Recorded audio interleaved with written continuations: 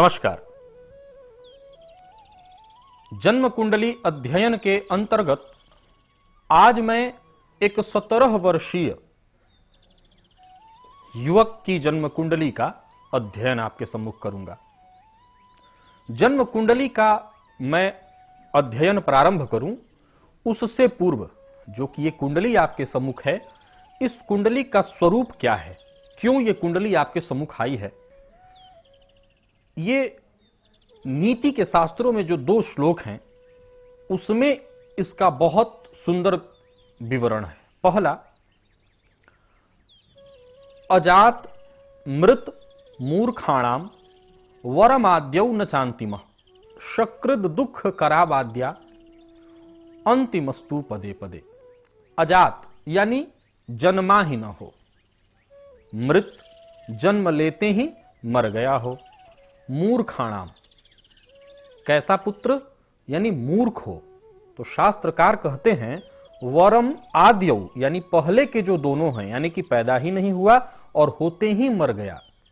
शकृद दुख करावाद्या, थोड़ा सा दुख देंगे, जब जब जीवन में याद आएगा कि मेरी संतति नहीं है तो दुख होगा, जिस समय जन्म के मरा उस समय दुख होगा। लेकिन अंतिम पुत्र कैसा, तो मूर्ख। शास्त्रकार कहते हैं अंतिम अस्तु पदे पदे, पग पग पर दुख देता है। ऐसा पुत्र जो मूर्ख हो वो पग पग पर दुख देता है। एक बात। दूसरा, शास्त्रकार दूसरे श्लोक में कहते हैं कोर्थः पुत्रेण जातेन यो न विद्वान न धार्मिक कथंचित स्वोदरभरा किन्न शूकर सावका।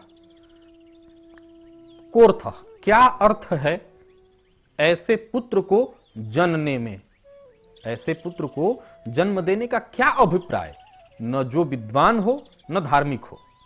धार्मिक शब्द का अर्थ पूजा पाठ से नहीं होता, धर्म का अर्थ होता है अपने कर्तव्य को समझना। धर्म का अर्थ पूजा पाठ नहीं होता, धर्म का अर्थ होता है अपने कर्तव्य को, अपने कर्म को समझना। तो शास्त्रकार कहते हैं कि कोर्थः पुत्रेण जातेन, ऐसे पुत्र को जनने से क्या लाभ, न जो विद्वान हो न धार्मिक हो। कथनचित स्व उदर भरा किन्न शूकर सावका, क्या सुअर के बच्चे अपना पेट नहीं पाल लेते। 17 वर्ष की उम्र हो चुकी है इस बालक की। पिता एक प्रतिष्ठित व्यक्ति हैं, राजनीति से संबंधित, बहुत अच्छी उनकी पहचान, समाज में मान सम्मान प्रतिष्ठा सब कुछ। एक बेटा और एक बेटी, 2 संततियां इनको। 17 साल की उम्र हो चुकी है इनकी। अभी ये मैट्रिक की परीक्षा यानी 10वीं की परीक्षा देने वाले हैं। जिद कोई एक बाइक है जिसकी मांग ये बालक कर रहा है अपने मां बाप से, और इस बात को लेकर के उन मां बाप का जीना दूभर कर रखा है इसने। पिता ने तो अब यहां तक ठान लिया कि अब मैं इस स्थान को छोड़ करके कहीं और चला जाऊंगा, क्योंकि यहां पर समाज में बेइज्जती के सिवा और कुछ नहीं मिल रही है। इस बच्चे के चलते मैं मुंह दिखाने लायक नहीं रह गया हूं। सारे बच्चे जो मेरे मित्र हैं उनके बच्चे स्कूल में पढ़ने जाते हैं, वो लोग पूछते हैं तुम्हारा बच्चा क्यों नहीं आ रहा है। मुझे झूठ बोलना पड़ता है कि वो बीमार है इसलिए नहीं आ रहा है। कब तक झूठ बोलूं। अब यहां एक बात और, मां बाप ने बच्चे को डॉक्टर से दिखाया तो डॉक्टर ने एक रोग बताया। हो सकता है ये मेडिकल के क्षेत्र में ऐसा कोई रोग होता हो, डॉक्टर ने इसको इफेक्टिव डिसऑर्डर ऐसा कोई रोग का नाम बताया। हो सकता है ऐसा कोई रोग हो, लेकिन सवाल यह उठता है कि ये रोग क्या पहले भी हुआ करते होंगे। आज से 10 साल 20 साल पहले चले जाइए तो जहां एक मां बाप गरीबी में रहे या जिस अवस्था में रहे, जहां धन था वहां भी, क्या वहां भी ये रोग होता था। मुझे तो लगता है कि जिस घर में शायद इसीलिए पहले के लोग 2 3 4 संतानें पैदा करते थे और उसमें कोई दिक्कत उनको नहीं होती थी। एक बच्चे को पता है कि मां बाप को अंत में झुकना ही पड़ेगा मेरे सामने, जो मैं जिद कर रहा हूं, जो मैं मांग कर रहा हूं उसको मानना ही पड़ेगा। मानेंगे नहीं तो करेंगे क्या। वो बात बहुत अच्छे से समझ रहा है, क्योंकि मां बाप के पास कोई विकल्प नहीं है। जो बेटा कह रहा है वो मान रहा है।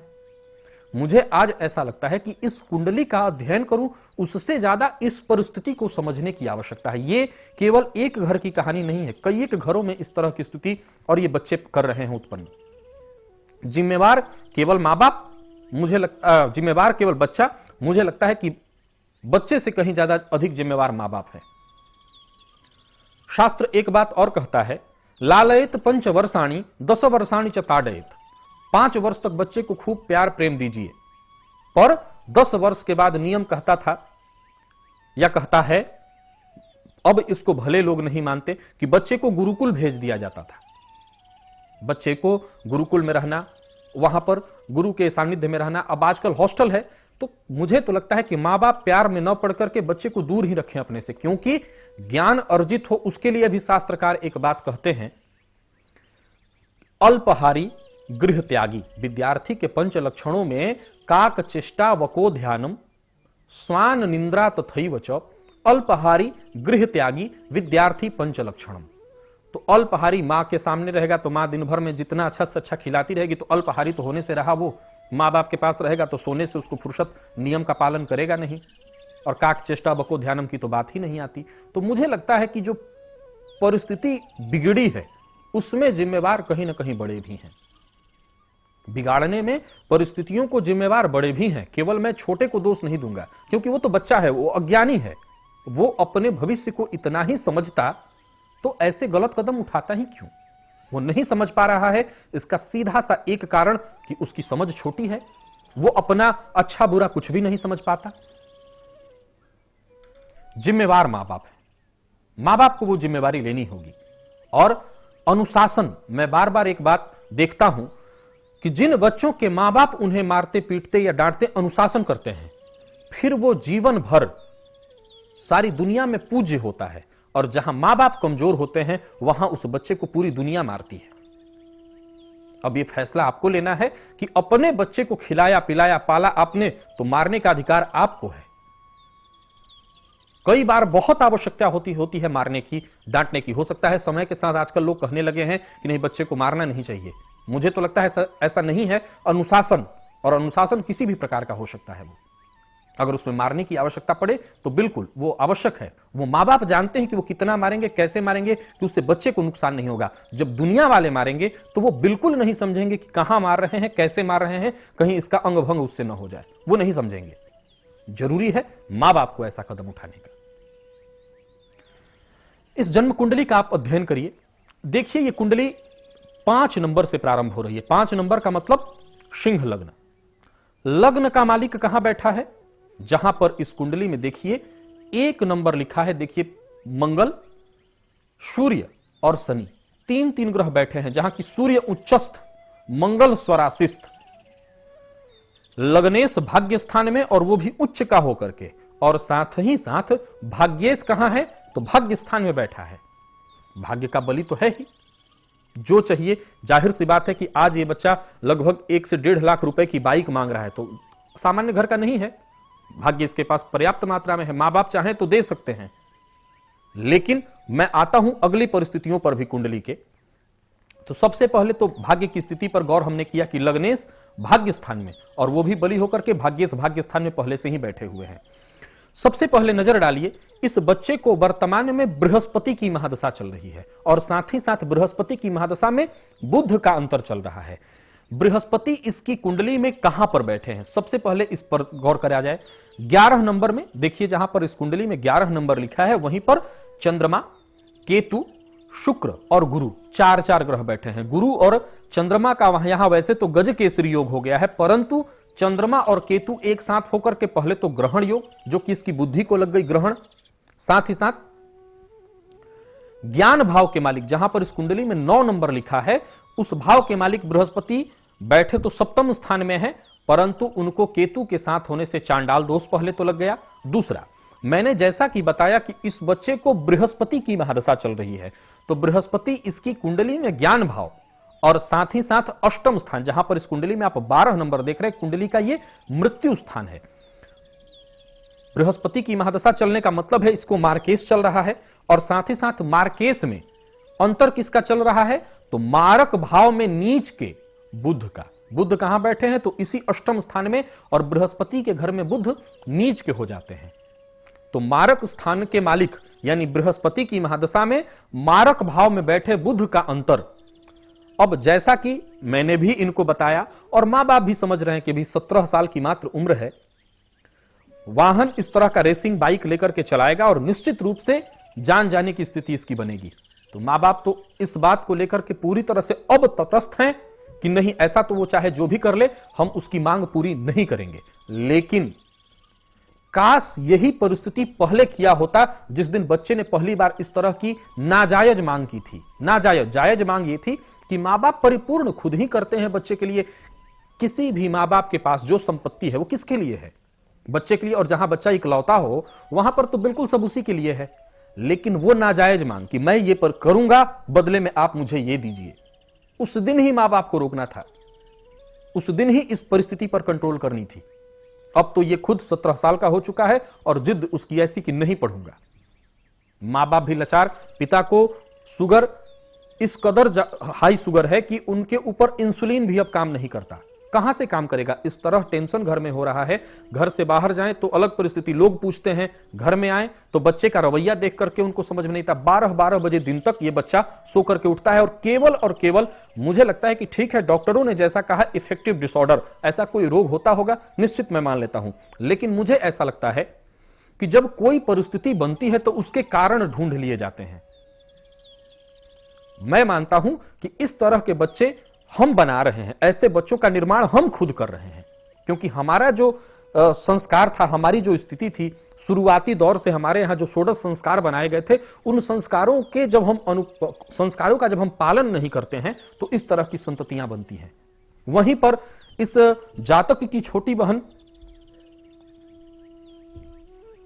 वो एक अच्छी स्थिति में है, वो पढ़ रही है, अपने जीवन को सही दिशा में लेकर के जा रही है। लेकिन इस बच्चे की ऐसी स्थिति कि मां बाप त्रस्त हो गए हैं, उनके पास विकल्प नहीं। और मुझे लगता है कि केवल एक ऐसे घर की बात नहीं है, प्रायः बड़े घरों में इस तरह की स्थितियां देखने को मिल ही रही है। और कारण मैं हमेशा से एक ही बात मानता आया हूं कि इस तरह के कारण मां बाप के द्वारा जानबूझ करके जन्म दिए जाते हैं। हो सकता है कई मां बाप को यह बुरा लगेगा, लेकिन सत्य यही है। मैं जो कह रहा हूं केवल हवा में नहीं है, यह अनुभव है। हम सभी किसी के बच्चे हैं और मुझे लगता है कि सफल होने के लिए हर एक पैमाने पर प्रायः लोग आजकल ऐसा कहने लगे हैं कि बच्चे जब कुछ अच्छा कर रहा है तो उसको अच्छा दीजिए, उससे और उसका विकास होगा। जब पहले नहीं दिया जाता था तो बच्चों का विकास नहीं होता था। आज ऐसा क्यों? चलिए मान लेते हैं कि समय बदला, परिस्थितियां बदली, अब ऐसे ही बढ़ेंगे।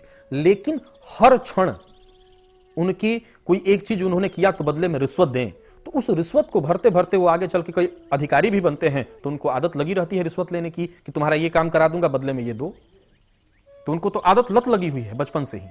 लगाया किसने? मां बाप ने। मुझे लगता है कि इस परिस्थिति पर रोक लगनी चाहिए, अन्यथा अगर ये भविष्य है भारत के तो बड़ा अंधकारमय स्थिति है। आगे मैं जैसा कि इस बच्चे की कुंडली में देख रहा हूं, कोई बहुत बड़ा दुर्योग अगर कहूं तो लग्न में देख रहे हैं राहु और केतु के मध्य ही सारे ग्रह कालसर्प दोष बना हुआ है। ये एक वीक पॉइंट है, ग्रहण दोष, चांडाल दोष, एक छोटे छोटे दुर्योग। लेकिन सिर्फ इन दुर्योगों के चलते ही मैं नहीं मानने को तैयार हूं। मेरा ऐसा मानना है कि परिस्थितियों पर अगर नियंत्रण वक्त रहते किया जाता तो ऐसी स्थिति जन्म ही नहीं लेती। कई बार आप लोगों को लगता होगा कि बात को बोलते बोलते मैं बहुत तल्ख भाषा का प्रयोग करता हूं, बहुत कठोर बोलता हूं, लेकिन मुझे लगता है कि जीवन को अगर कठोरता से न जिया जाए तभी जीवन में समस्याएं आती हैं सबके। आज ये समस्यान्वित खुद है और मां बाप को समस्यान्वित कर रहा है। किसको दोष दिया जाए? तो मुझे लगता है कि दोष किसी को देने की अपेक्षा अपने अपने घर में खुद से देखने की आवश्यकता है, कंट्रोल करने की आवश्यकता है। इस बच्चे की कुंडली में जो दुर्योग लगा है, विशेष करके वर्तमान समय में इसको मारकेस चल रहा है, तो इसके लिए कम से कम 1.25 लाख महामृत्युंजय का जप ब्राह्मण के द्वारा करा करके मृत संजीवनी जीवन रक्षा का कवच बना करके इसको धारण कराया जाए। गुरु चांडाल दोष इसकी कुंडली में लगा है, कालसर्प दोष, इसकी भी शांति वक्त रहते कराई जाए।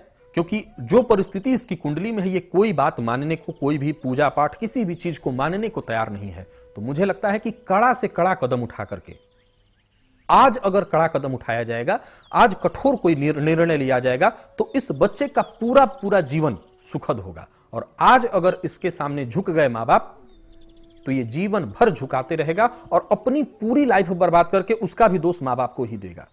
ये नियम कहता है। उसके लिए जरूरी है कि मां बाप कदम उठाएं, कठोर निर्णय लें। बच्चे के हित में कठोर निर्णय लेना कभी गलत नहीं होता। तो इसके लिए जरूरत है ऐसे घरों में जहां भी ऐसी स्थिति होती है कठोर निर्णय लेने की।